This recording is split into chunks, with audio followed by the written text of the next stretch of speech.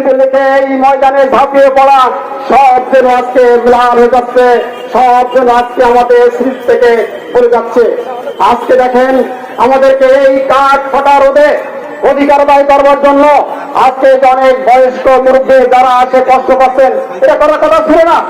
এর অর্থ ধরলে একটি নির্বাচন হবে, নির্বাচন জনগণের মতামতের ভিত্তিতে তাদের যে মনোনীত যে প্রতিনিধি নির্বাচিত হবেন তারা সরকার গঠন করবে, মানুষের আকাঙ্ক্ষা পূরণ করবে, এই আমাদের আশা ছিল।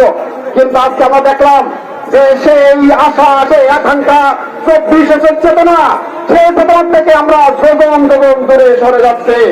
কিন্তু আজকে আমরা স্পষ্ট কণ্ঠে দৃঢ় কণ্ঠে বলতে চাই যে বারবার বাংলার মানুষ এইভাবে জীবন দেবে আর মুসলিমের কিছু লোক এই সুযোগ নিয়ে ব্যক্তি দলীয় স্বার্থ হাসিল করবে, পারিবারিক স্বার্থ হাসিল করবে, এটা বাংলার মানুষ আর বরদাস্ত করবে না। প্রেক্ষাপটে আজকে জামায়াত ইসলামী বাংলাদেশ এদেশের মানুষের মাঝে আশা আকাঙ্ক্ষা সৃষ্টি করেছে।